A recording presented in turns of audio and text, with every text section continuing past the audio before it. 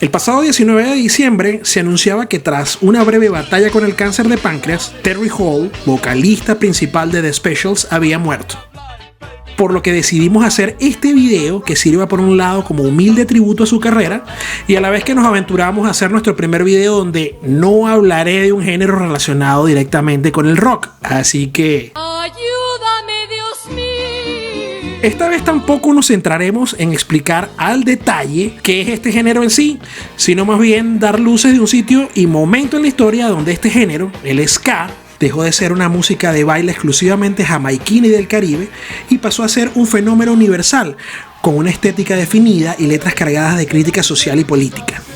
Hola, mi nombre es Néstor Moya. Hoy hablaremos del Two-Tone Ska y esto es Hablemos Música.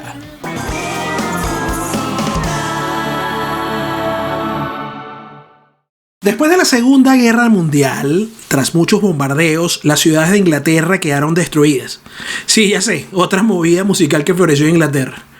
Y tras haber sufrido grandes bajas humanas y necesitar mano de obra para reconstruir las edificaciones, el gobierno británico decide traer familias desde países que en el pasado fueron colonias del Imperio Británico en el Caribe, especialmente desde Jamaica, Guyana y Trinidad y Tobago, ofreciéndole ciudadanía, asegurándole mejoras económicas bajo la idea de ayudar a reconstruir la madre patria.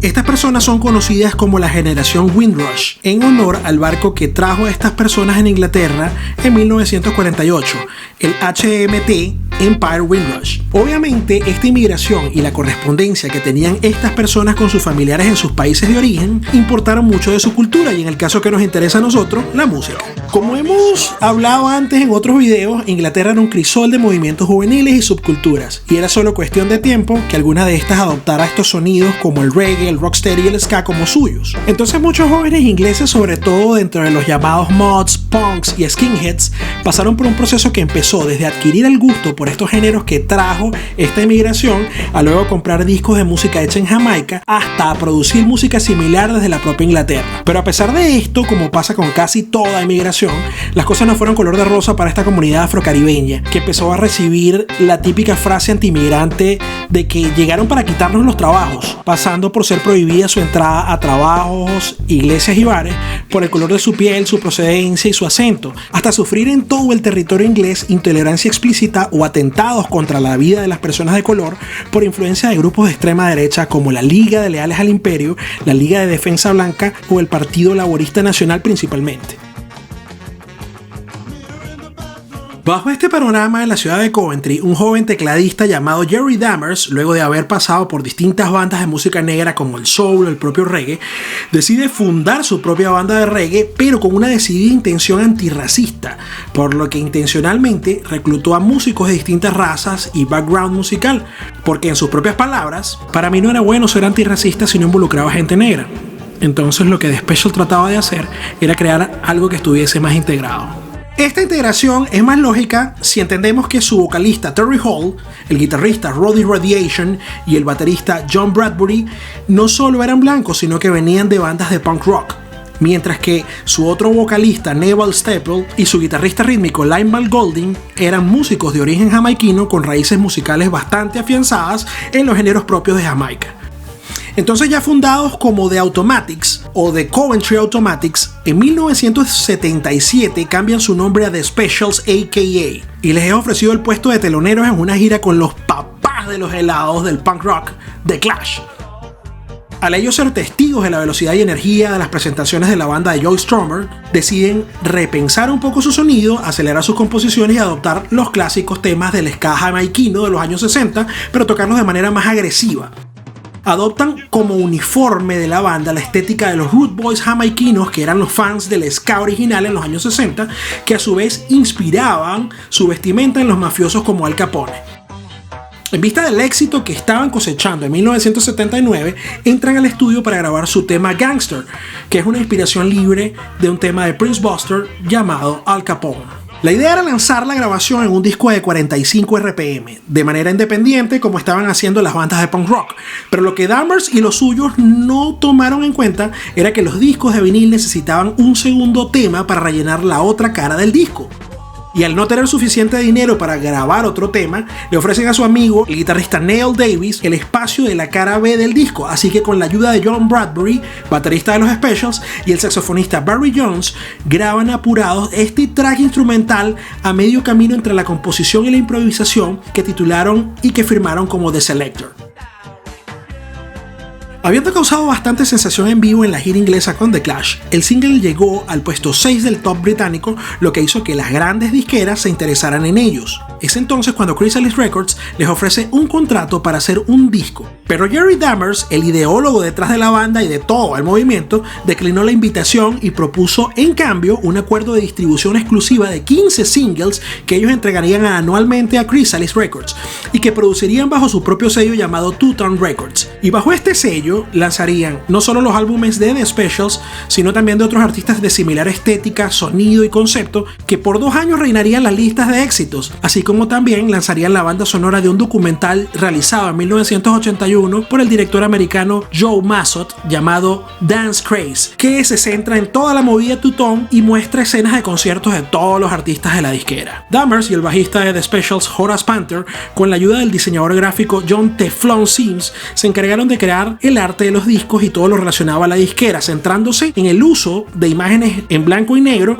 y el tablero de ajedrez, haciendo alusión a la integración de la gente blanca con la gente negra, cosa que también se refiere el nombre two-tone o 2 tonos. Además de crear el logo que muestra a un hombre con traje negro, camisa blanca, corbata negra y sombrero pork pie que bautizaron Walt Japsko, que estaba basado en una antigua fotografía de Peter Tosh cuando cantaba ska junto a Bob Marley y los Wailers. Por su parte, Neil Davis, al ver el éxito que consiguió el single que había lanzado como cara B del tema Gangster de The Specials, decide reclutar músicos para hacer de Selector una banda real, que a semejanza de The Specials representara la inclusión racial, pero estos fueron un poco más lejos porque tenían la particularidad de contar en la voz principal a la carismática Pauline Black, una mujer de ascendencia judía y africana, vestida no como una Rude Girl, sino como una Rude Boy más. Esto, más su estilo acelerado, con influencias del New Wave y singles como On My Radio, 3 Minutes Hero y Missing Words los pusieron al frente del movimiento. Mientras tanto, en Londres, específicamente en Camden Town, una banda de jovencitos que también estaba haciendo covers de clásicos de ska y componiendo sus propios temas, llamado The North London Invaders, sustituyen a su vocalista por Graham McPherson, mejor conocido como Socks, y deciden cambiar el nombre de su banda por el de un tema del cantante jamaiquino de ska Prince Buster, Madness. Durante una gira de The Special por Londres, Socks, impresionado por la similitud de la propuesta de las dos bandas, decide conocerlos y hablarles de Madness, lo que sería el puntapié para que en 1979 Dammers les ofreciera lanzar su single, que será el tema de Prince, que compusieron para homenajear a su ídolo Prince Buster. De esta misma forma, se fueron sumando bandas de distintas partes de Inglaterra en la misma onda, como The Body Snatchers, que tenía la particularidad de ser una banda formada por puras chicas.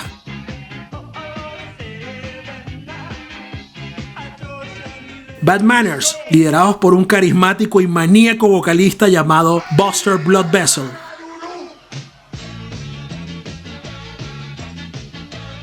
Y The Beat, con sus voces más reminiscentes del reggae jamaiquino. Pero todas estas bandas solo grabaron su primer single con Two Tone Records porque las disqueras se peleaban por ellos al ver el éxito que lograban. Entonces, la fiebre two-tone creció de una manera vertiginosa, llenando las listas de éxitos, sus artistas dando conciertos multitudinarios que fueron, por ejemplo, inmortalizados en la película que ya mencionamos antes, Dance Craze de 1981, y en estos conciertos reunían a punks, rude boys y rudies, como eran conocidos los adeptos al two-tone, y otras subculturas urbanas como los mods, así como también a los skinheads, que estaban más asociados a la extrema derecha y al racismo, y que iban para iniciar peleas con otras tribus urbanas y con el público que no era blanco, incluyendo también a los miembros de las bandas, aunque se sabe de casos que terminaron algunos skinheads convertidos a esta nueva forma de pensar que trajo el two-tone de la integración de las razas. Otros que se convirtieron o se salpicaron de esta fiebre fueron artistas de otros géneros que adoptaron ideas musicales o incluyeron algunos temas de ska en su repertorio, o simplemente adoptaron un poco de la estética two-tone en apoyo, como es el caso de The Police o Graduate, que posteriormente fueron conocidos como Tears for Fears. Pero esta rapidez con la que creció este movimiento también fue un factor para su rápida desaparición. Por un lado, The Specials, los líderes indiscutibles del género, después de haber lanzado su álbum debut homónimo en 1979, que fue el modelo a seguir para todas las bandas del movimiento, lanzarían al año siguiente More Specials, donde desacelerarían su sonido un poco y bajo la producción del mismo Dammers, y en contra del resto de la banda se centraría más en la experimentación con técnicas de estudio que a captar la energía en vivo de las bandas, como sí ocurrió en el primer disco. Y aparte de incluir las influencias jamaiquinas de siempre al lado A, el lado B del disco es algo más como música de ascensor mezclada con música de películas western, mariachi y otras cosas bastante peculiares. Y aunque este disco también fue bastante exitoso, causó tensiones internas del resto de la banda con Dammers, al no compartir ni entender la nueva dirección que quería darle él a la banda, por lo que en palabras del guitarrista Roddy Byers, pasamos de With the Beatles a Sgt. Pepper's, sin hacer Rubber Soul.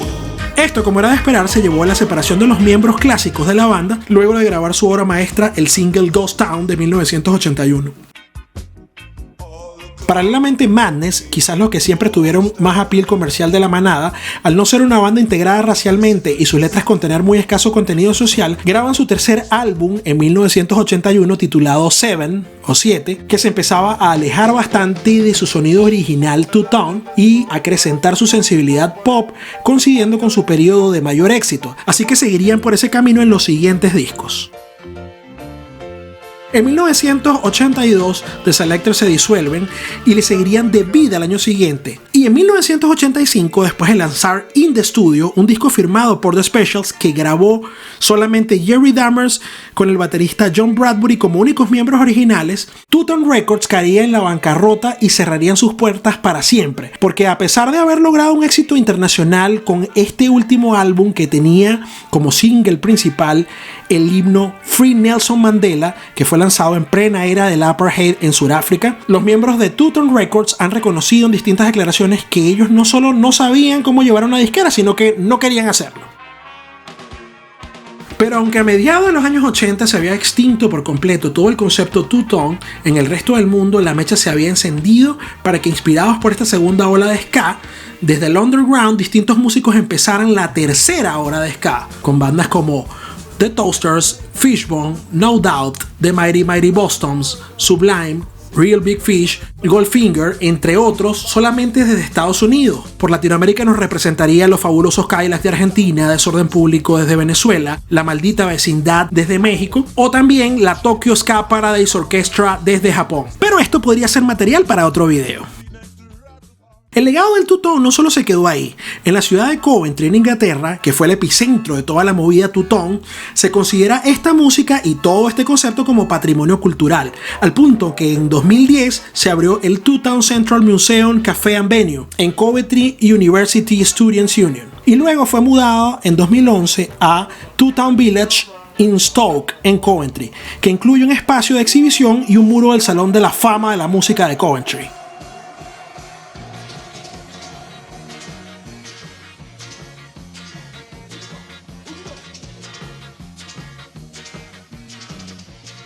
Como dije al principio del video, queríamos rendir un pequeño homenaje a la memoria de Terry Hall, pero es difícil hablar de él sin que la atención se la lleve de Specials y a su vez la figura de Jerry Dammers, arquitecto, visionario y genio indiscutible de todo este movimiento, que sin embargo vio en la figura de Hall al portavoz perfecto para su mensaje, así como también al vocalista ideal. Y esa imagen retraída y sombría que podríamos relacionar más con un músico de punk o post-punk encajaba perfectamente en el concepto contrastante de The Specials al compartir voces con el enérgico Neville Staples, que tenía más la función de un toaster jamaiquino convencional.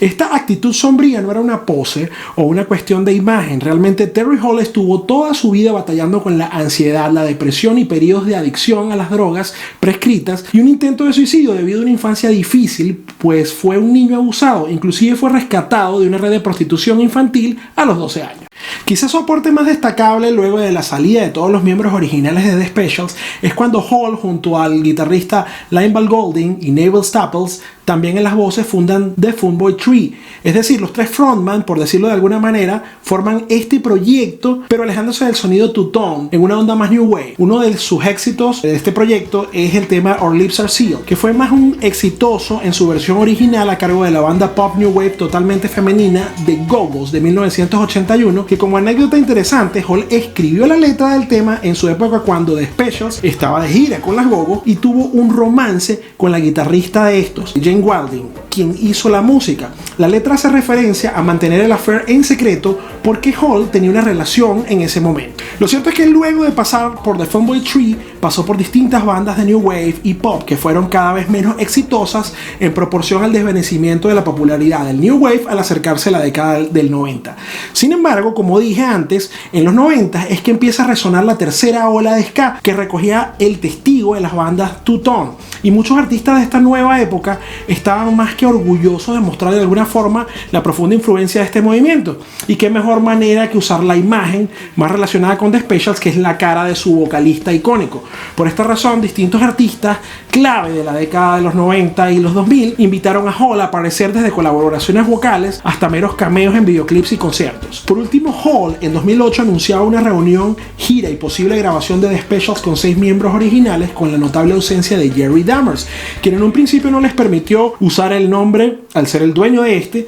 pero luego, a pesar de no unírseles, les permitió usar el nombre y demostrar que había retomado las relaciones con sus excompañeros, a lo que Hall diría que la puerta siempre iba a estar abierta para él, pero esta reunión nunca se concretó. Esta reunión en vivo fue bastante exitosa, presentándose en los festivales más importantes y tocando al lado de grandes artistas, como es el caso de los Rolling Stones en 2018. En febrero de 2019 lanzarían el hasta ahora último álbum de The Specials titulado Encore, que llegó al número 1 de las ventas en el chart del Reino Unido ese año. Así que se encontraban preparándose para anunciar la grabación de un siguiente álbum para 2023, cuando de repente el mundo de la música era sorprendido por la desaparición física de Terry Hall tras un breve pero agresivo cáncer de páncreas, lo que trajo un luto tanto para sus compañeros de banda, colegas de música y público, así como también homenajes en su ciudad natal Coventry y despedidas desde su club de fútbol favorito, el Manchester United. Y hablando de despedidas, llegó la hora de también hacerlo. Pero antes recuerda, en este mundo virtual, los me gusta son el equivalente al aplauso. Y si le das me gusta y te suscribes, YouTube se alegra y recomienda este contenido a personas que también pueda gustarle este tipo de videos. Y así nos ayudas a crecer, pero además, si escribes qué te ha parecido el video en la caja de comentarios o me sugieres de qué te gustaría que hablásemos en los próximos videos, podríamos seguir hablando de lo que nos gusta, que es la música, o podríamos citarnos para hacer una clase totalmente gratis vía Zoom de guitarra, bajo, piano o lenguaje musical en mi academia virtual, que acá les dejo el Instagram, Profe Néstor. Y como muestra, dejo una explicación un poco más teórica del elemento sonoro fundamental del ska, que es el skanking. Así que recuerda, mi nombre es Néstor Moya y ya será hasta otra próxima oportunidad cuando hablemos música. Chao.